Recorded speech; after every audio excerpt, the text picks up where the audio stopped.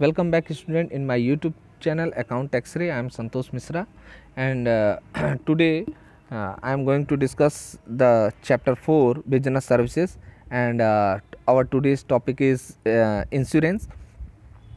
Meaning of insurance.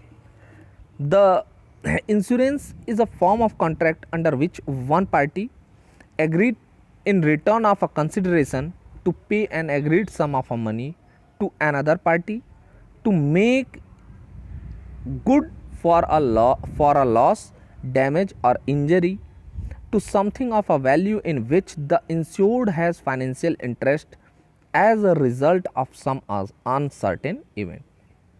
This is the definition, this is the meaning of the insurance. And insurance क्या है? एक contract है जिसमें एक पार्टी मतलब इंश्योरेंस कंपनी जो इंश्योरेंस मतलब कर रही है उसको इंश्योरर भी बोलते हैं, agrees in return of a consideration. क्यों एग्री करती है? क्योंकि उसको इंश्योरेंस प्रीमियम मिलता है। इंश्योरेंस प्रीमियम इंश्योरेंस कंपनी को जो जिसका इंश्योरेंस किया जा रहा है मतलब इंश्योर्ड को देना पड़ता है, और उस इंश्योरेंस प्रीमियम देने के वजह से इंश्योरेंस कंपनी एग्री होती है कि हम आपको क्या करेंगे, कुछ पैसा पे करेंगे to make good for a loss. मतलब यदि आपका लॉस हो जाता है तो उसको हम ठीक करने के लिए आपको हम कुछ पैसा देंगे, कुछ डैमेज हो जाता है, कुछ इंजरी हो जाती है तो जो भी जितने वैल्यू का होगा हम आपको उतना मतलब पेमेंट करेंगे। ये इंश्योरेंस का मीनिंग है। अब principle of insurance, the principle of insurance are the rules of action or conduct adopted by the stakeholder involved in the insurance business. Means ये रूल्स हैं जो एक्शन है, एक्शन के सारे रूल्स हैं जो कि अडॉप्ट किया जाता है, ठीक है, और इन्हीं प्रिंसिपल के बेस पे पूरा इंश्योरेंस कॉन्ट्रैक्ट बेस्ड रहता है। तो the specific principle of utmost significance to a valid insurance contract consist of the following. First is utmost good faith. A contract of insurance is a contract found on utmost good faith. Means it is based upon the mutual trust and confidence between the insurer and insurance. It is a condition of every insurance contract that both the party, insurer and insured, must disclose each fact and information related to insurance contract to each other. Means it is the duty of insured to voluntarily make full accurate disclosure of all fact material to the risk being proposed, and the insurer to make clear all the terms and condition in the insurance contract. तो ये बात है कि सारी बातें आपको बतानी पड़ेंगी जो कि उस सब्जेक्ट मैटर से रिलेटेड हैं, और इंश्योरेंस कंपनी को भी अपने सारे रूल रेगुलेशन बताने पड़ेंगे। This is the first principle of the insurance. Okay student, in second principle, insurable interest. The insured must have an insurable interest in the subject matter of insurance. One fundamental fact of this principle is that it is not the house, ship, machinery, potential liability of life that is insured, but it is the pecuniary interest, means financial interest of the insured in them. Means आपका क्या रहना चाहिए, आपका financial interest होना चाहिए subject matter में। आप किसी का भी इंश्योरेंस नहीं करा सकते हैं।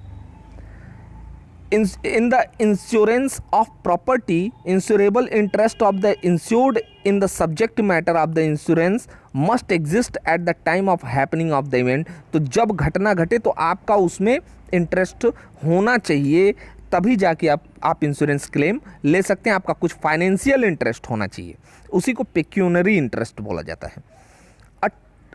For example, a trustee holding property on behalf of other has an insurable interest in the property. उसका इंश्योरेबल इंटरेस्ट उस प्रॉपर्टी में होता है ट्रस्टी का। उसी तरीके से in same way a businessman has insurable interest in his house, stock, his own wife and that of his wife and children.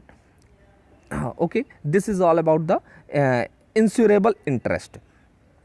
Hope you will be understand. And now third principle is indemnity. Indemnity. All the insurance contract of fire or marine insurance are contract of the indemnity. According to it, the insurer undertake to put the insured in the event of loss in the same position that he occupied immediately before the happening of the event. In other words, the insurer undertakes to compensate the trust insured for loss causes to him or her due to damage or destruction of the property insured. आप ये आइडेमिनिटी मतलब क्षतिपूर्ति का ये सिद्धांत है। इसमें आपको लॉस होने के पहले के कंडीशन में पहुंचा दिया जाता है, आपको क्षतिपूर्ति दी जाती है। बस ये लाइफ इंश्योरेंस पर नहीं होता है, क्योंकि लाइफ की कोई भी क्षतिपूर्ति नहीं की जा सकती है, उसका कंपनसेट नहीं किया जा सकता है।